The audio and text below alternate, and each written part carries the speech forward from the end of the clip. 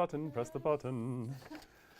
All right, we are live. A lot of action coming to you today from Smarter San Diego Productions in our studios here. I'm going to go through some of our polls, share some thoughts. Would like to get your thoughts as well on a couple of these hot topics that have come up, so comment below. We are live right now. We can interact right here on Facebook. We got the Mortgage Geek coming in at 10 a.m., so we got that to look forward to. He's got some cool guests today.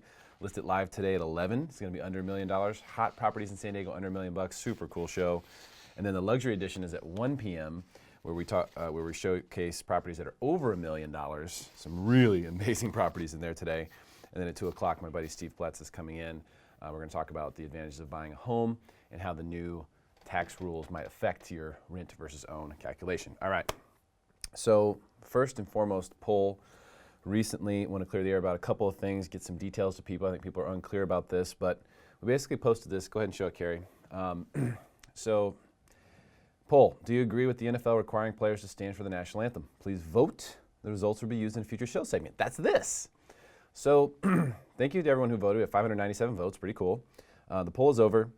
49% of people say yes, they agree with the NFL. 51% of people say no, they do not. So, First of all, I think the most important thing to understand is that the rule itself, now the rule itself and the new policy does not require, you can pull this up in the Washington Post, this is the article here, we'll post it below in a little bit, but basically they're not requiring, in case you want to read it, they're not requiring people to stand for the anthem. What they're doing is they're saying, if you are on the field for the anthem, then you can't protest in any way.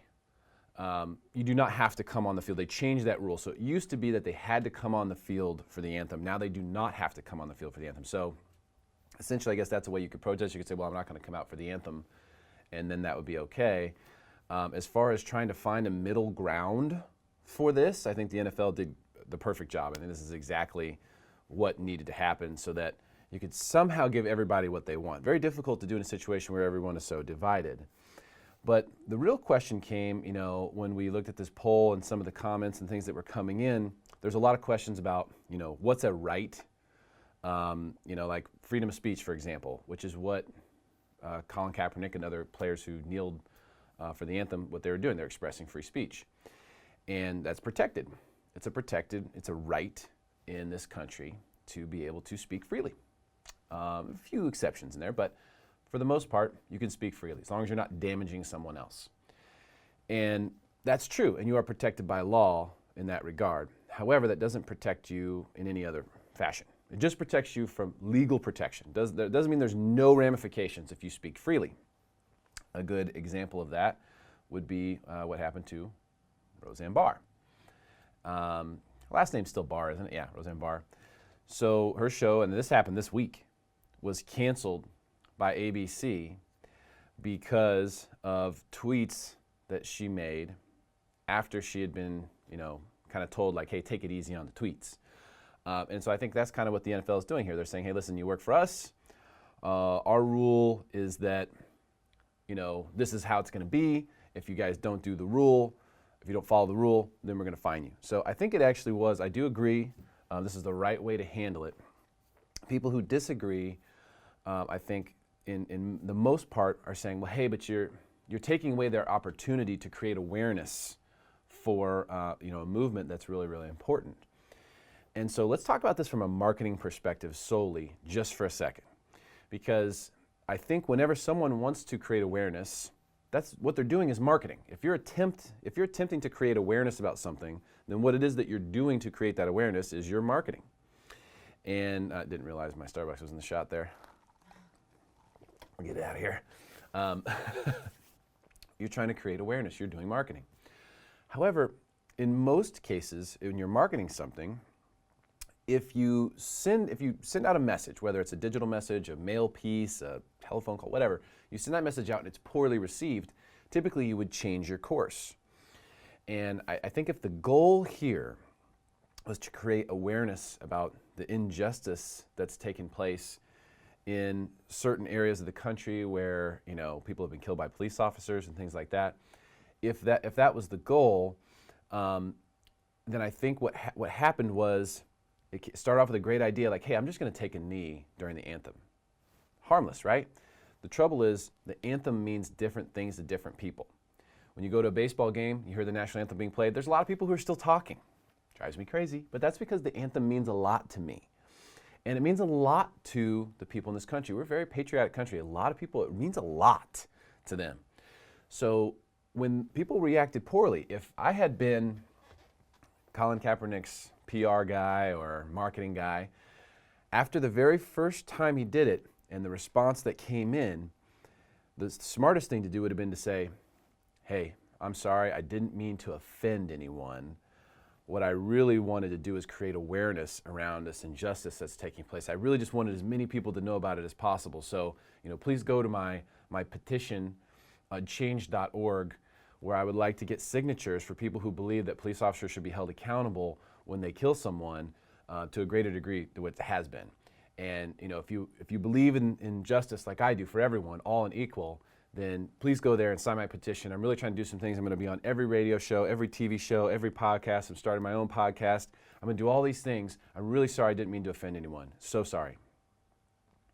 Because let's be honest. Let's be really honest about this.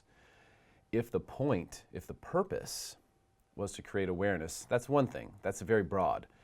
But if the purpose was to try to help change the minds of people who might be prejudiced or even racist towards black people, then I don't think that doing anything that has to do with the national anthem is going to achieve that. And especially if those people tell you, hey, I'm offended by this, those people that you're targeting say, hey, I'm offended, and then you turn around and go and just keep doing it, as opposed to saying, changing the message. So like if we're in marketing, we say, hey, let's try this message. If it doesn't work, we get a bad response, we try this message. Because if the goal is to really get through to people who you don't think are hearing you, who you don't think understand you, then you may have to change and massage your message. To keep beating on a drum that pisses people off is not smart. So I'm all ears. I would love to hear more about what Colin Kaepernick has to say. I would love to hear what everyone has to say as we see some of the comments coming in, and we'll get to those here in a second. But you have to be mindful of your audience when you're marketing. It's very important. No matter what you're marketing your business, you're marketing your passion project, you're marketing your social movement, your political stance, whatever, you're marketing it, you have to look at, well, what works? That has to be the most important thing. What works? I don't think this method worked. Now, that said, what I would love to see is I would love to see more people come up with potential solutions. It's very easy to say, hey, there's a problem. It's more difficult to say, here are some solutions. So let's just jump to a couple quick comments here. If you could scroll up, Carrie, so I can check these out. So, what's up, Brian Garrity? How you doing? Hello back to you.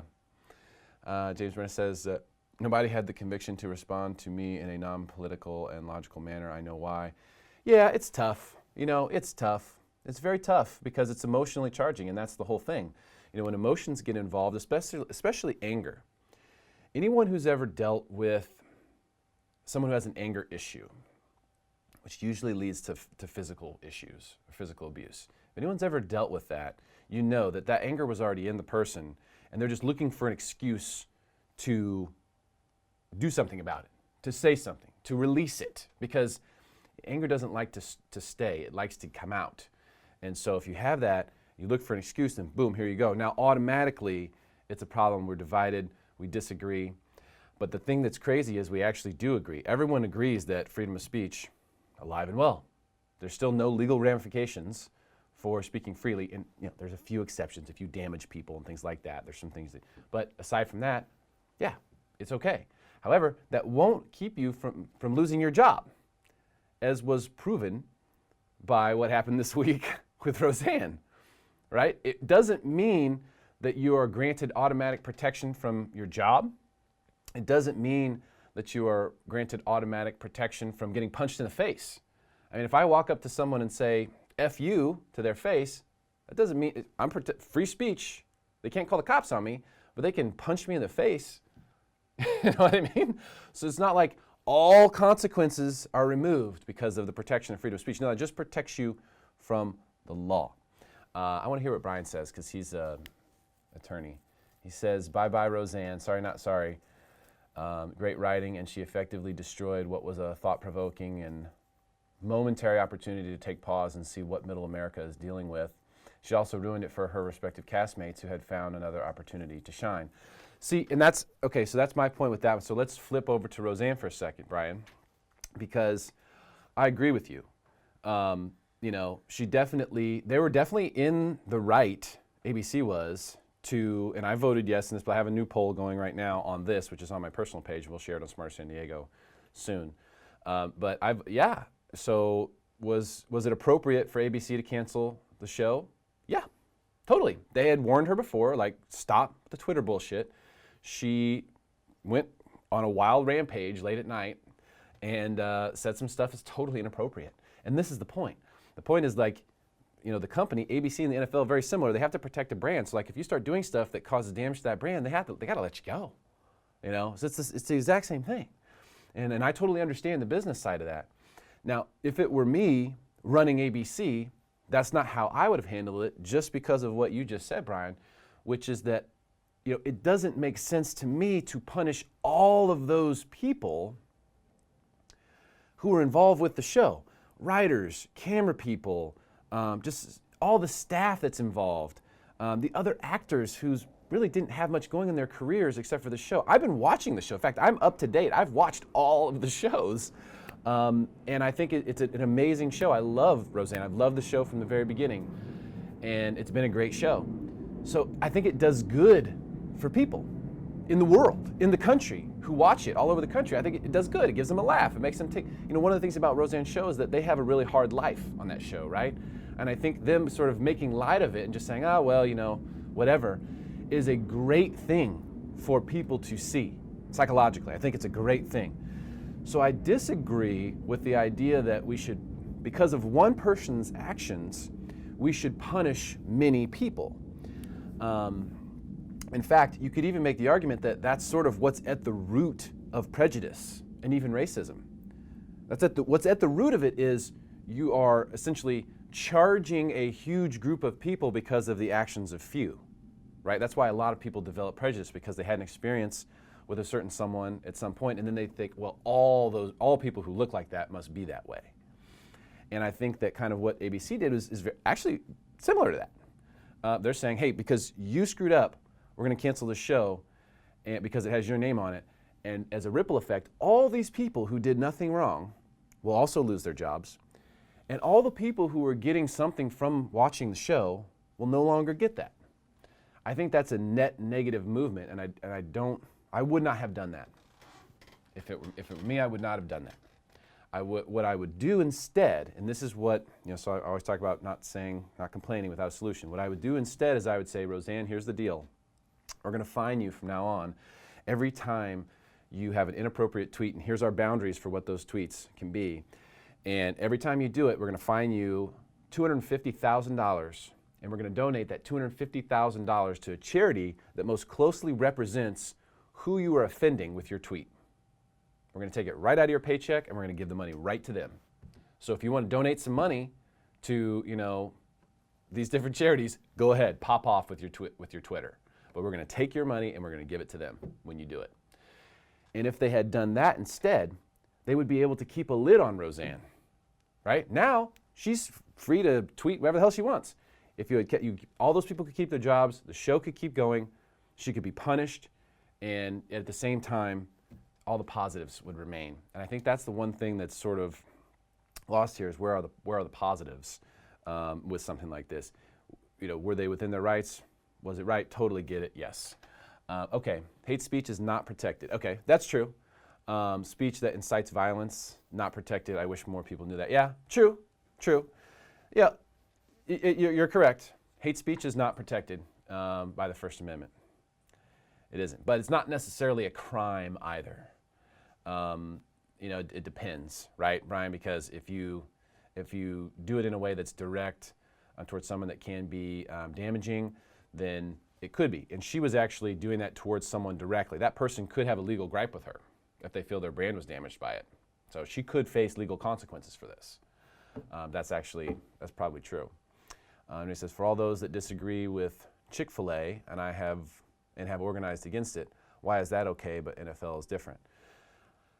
I'm not sure what the organization is against Chick-fil-A, but the point is that, and thanks for commenting there. The point is that, when you work for someone, just because you have certain rights legally doesn't mean that those rights transfer over into the workplace. They just don't automatically. And I think the really sad thing about this, and I'm just throwing up a picture of Colin Kaepernick taking a knee. The really sad thing about this is that I think his intentions were good. I think Kaepernick did want to create awareness around something. He felt like he had a voice. He had the opportunity to do it. So he took a knee during the anthem. It just so happens to be super offensive to a lot of people. And I do think he also has a lot of valid points. I mean, a lot of valid points. And by the way, it's not just, white police officers shooting black kids or anything like that. There's a lot of, we all saw the one, I think it was in Vegas. Was it the one where the kid was shot in the hallway by the police officer, had the body cam on? I think everybody saw that one. That was a white kid. That was not cool. There definitely, there needs to be a more open discussion. It can't just be the case where, police officers have a license to kill. Like, that just can't be the way it is. And that's kind of how it looks in some of these cases. Totally not okay. Not okay. That one that we saw the body cam footage on, I believe it was in Vegas. Do you remember, Carrie, was it in Vegas?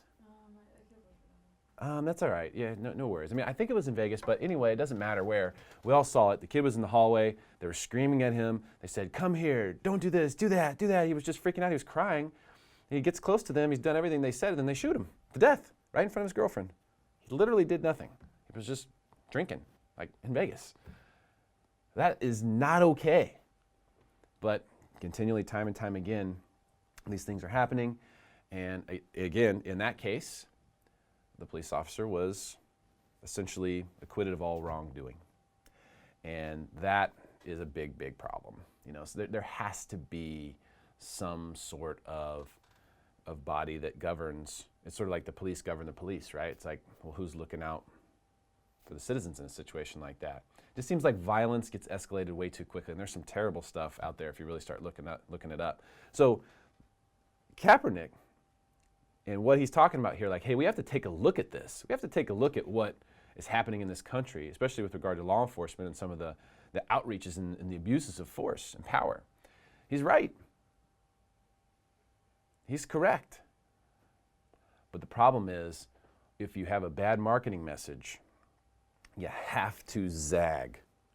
If you take a message and you bring it out, and your target audience is not receiving it well, then you just simply go to the next one. You slowly back out of the room, close the door, try another door. That's what marketing is. Try one thing, doesn't work. Go over here, try another thing. If you keep doing what isn't working in business, you go out of business. In this situation, you just keep perpetuating what already exists.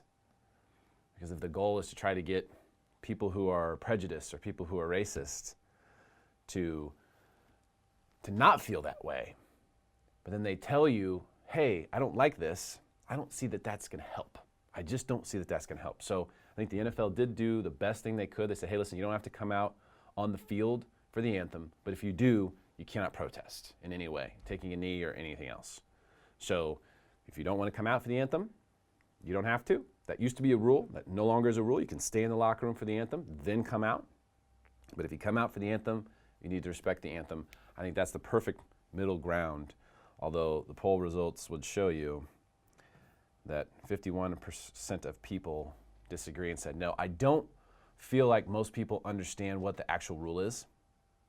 I think if everyone understood what the new rule actually is, then more people would have said, oh, okay, that's fair. I think this is just sort of in general. People don't like the idea of being told what to do or being told, hey, you can't take a knee. But just remember, when you work for someone, you kind of have to do whatever they say. Okay, so let's jump from that to the other poll. And this one was actually after Game 7. So LeBron, obviously 7 Game 7s in a row. Is LeBron the greatest of all time? The GOAT. And that's what it stands for, just so you know. 38% of people actually said yes, which is kind of bonkers to me. Now, obviously, if you just look at stats, and there's a link we'll post on this, there's a statistical comparison of LeBron versus MJ, and it's kind of like night and day. Like MJ just absolutely smokes him pretty much across the board.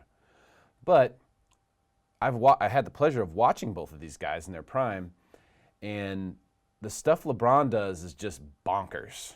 I mean, some of those blocks, some of those dunks, and just some of the plays, and he's on the floor the whole game, getting back on defense and blocking guys on breaks, and almost a triple-double every game, tons of assists. I haven't seen anyone play like that, but if you look at just results, it's got to be MJ, and I was actually really surprised that 38% of people said that LeBron James was the GOAT. Now, if they beat the Golden State Warriors in this NBA Finals, which starts tonight, by the way, if they do that, then we're going to have this conversation all over again because he'll have 4 championships to Michael's 6. LeBron has been to more finals, but he's 3-5 in the finals, whereas MJ was 6-0. All right, more. What record does LeBron not own?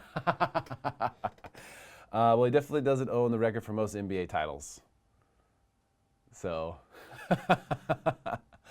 that one he definitely doesn't own. But that could change. He's clearly still got several years left in him. More polls coming. The next one's going to be about Roseanne, and then we'll have probably another one before the end of the week. There's a couple other things that are brewing on the news landscape. And of course, today we've got a great lineup. 10 a.m. the Mortgage Geek will be here. 11 a.m. List It Live, under $1 million edition. 1 p.m. we have the luxury edition of List It Live. That's homes in San Diego that are over $1 million. Awesome homes on there today. And then at 2 p.m. we have everybody's favorite Steve Pletz in here. So we hope you stick around and hang out with us today right here on Smarter San Diego Facebook Live.